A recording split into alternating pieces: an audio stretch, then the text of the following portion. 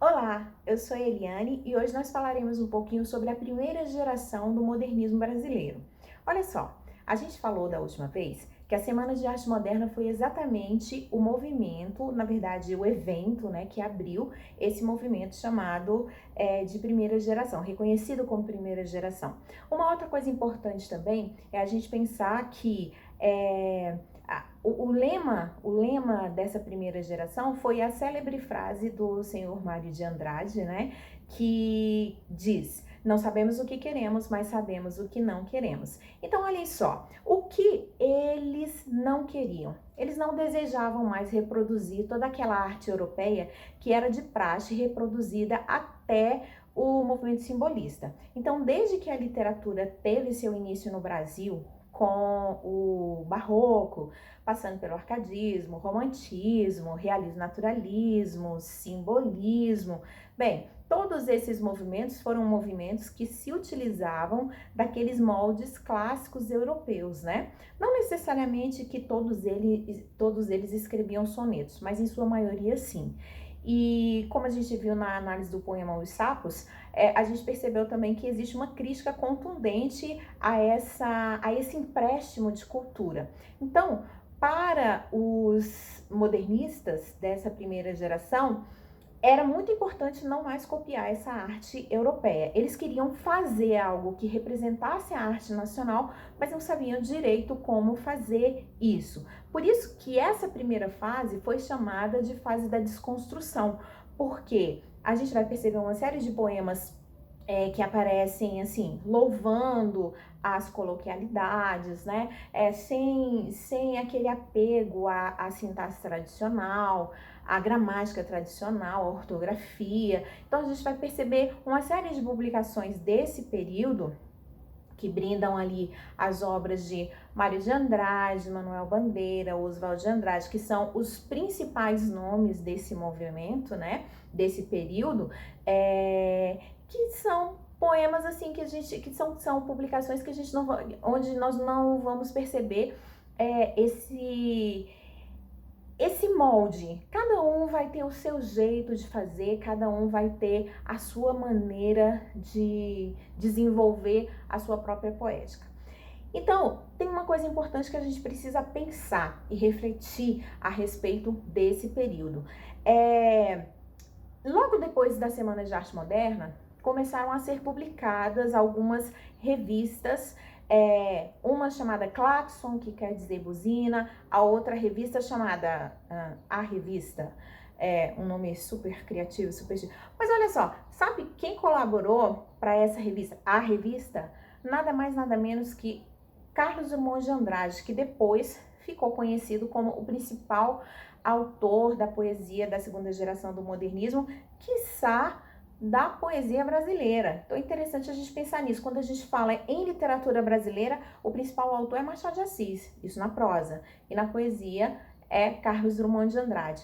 Então, durante esse período, né, além dessas publicações da revista Claxon e da revista A Revista, nós tivemos alguns manifestos muito semelhantes aos manifestos que ocorreram na Europa com as vanguardas europeias.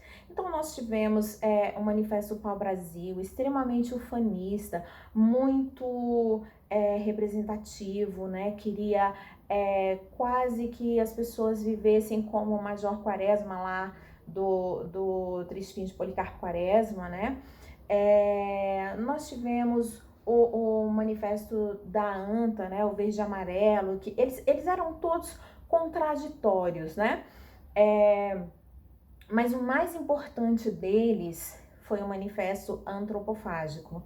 Nossa, esse manifesto, gente, é muito interessante, porque olha só, se a gente pensa na ideia de construção da identidade nacional, nossa, esse manifesto diz muito a respeito disso.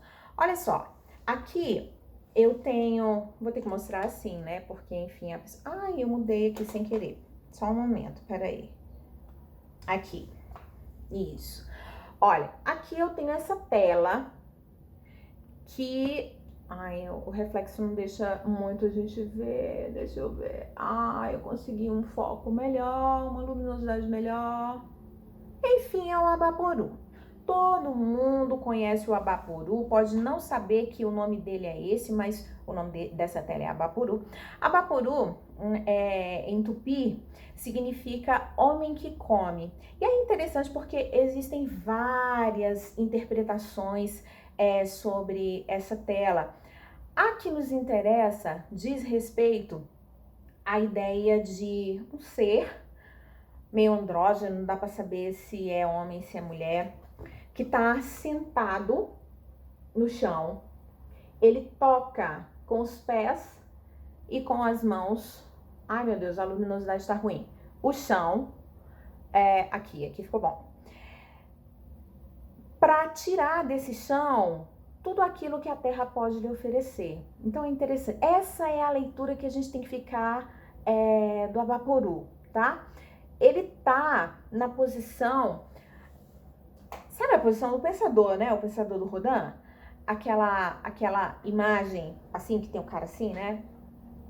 Do Rodin.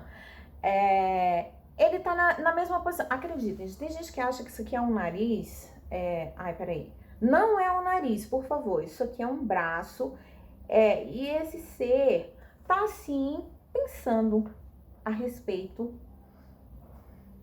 do que eu não sei.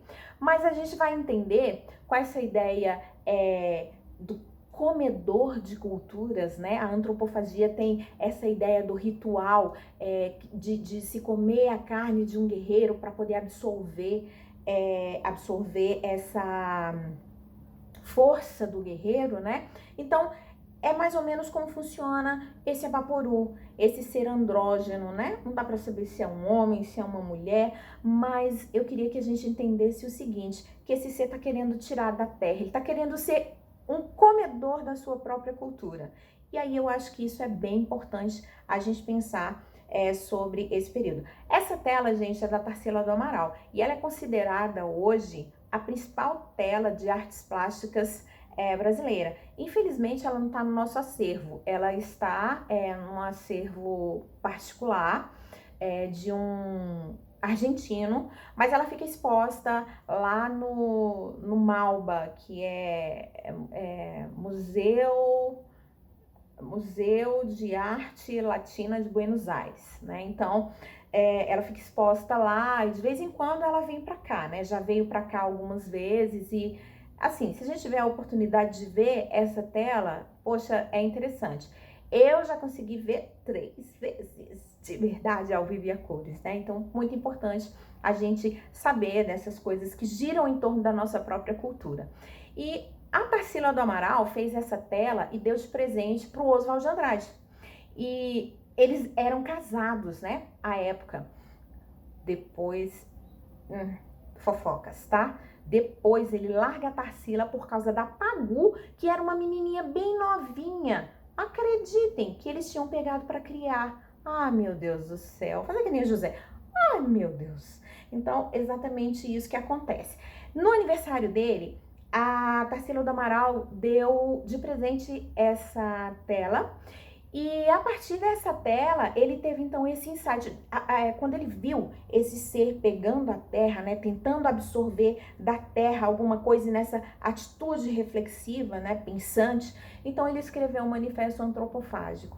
Esse manifesto é muito importante porque ele pega uma parte de uma célebre frase do Shakespeare,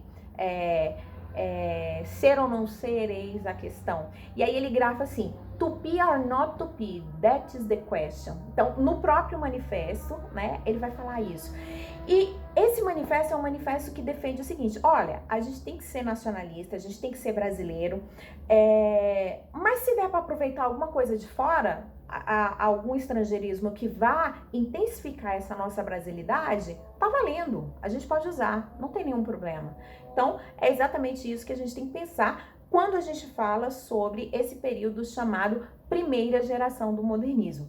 Olha só, além do Oswald de Andrade, eu tenho aqui ele, né? Então, ai meu Deus, essa luminosidade. O Oswald de Andrade tá aqui, aqui eu consigo. O Oswald de Andrade, né, além dele, que tem uma obra bem significativa e a gente vai fazer aulas só sobre a obra dele, tá? A gente tem também outros autores que contribuíram para esse período chamado de primeira geração. O Mário de Andrade, nessa pintura maravilhosa do Lázaro Segall, que também foi um pintor, escultor, que expôs durante a Semana de Arte Moderna, né? Ele expôs esculturas junto com a Anita Malfatti, que expôs suas pinturas no foyer, no saguão, né? Do Teatro Municipal de São Paulo, onde aconteceu a Semana de Arte Moderna. Eu tenho também, deixa eu ver quem mais aqui que eu tenho. O Manuel Bandeira. Gente, o Bandeira, por favor, o Bandeira é um clássico da literatura brasileira, né? Então, bem importante a gente pensar sobre a obra desses senhores. Tem mais um também, eu não coloquei a foto dele aqui, mas eu vou falar sobre ele, que é o Alcântara Machado. E esse autor, todos eles, de alguma maneira, contribuíram para essa ideia de construção da identidade nacional, cada um desenvolvendo a sua própria poética, a sua própria maneira. Mas o Alcântara Machado tem uma questão interessante, porque ele, como filho de imigrantes italianos, então ele vai colocar essa mistura que a crítica inclusive chama de português macarrônico na construção textual da obra dele, tá? Então, inclusive, já houve uma obra dele chamada Brás, Bexiga e Barra Funda, que foi indicada como leitura obrigatória para o PAS terceira etapa. A gente vai falar sobre todos esses senhores em separado, tá?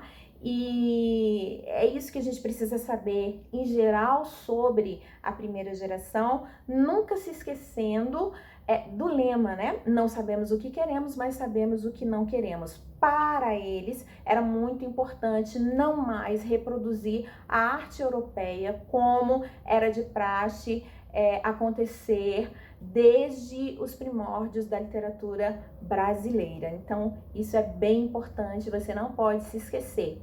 Um beijo e fique bem!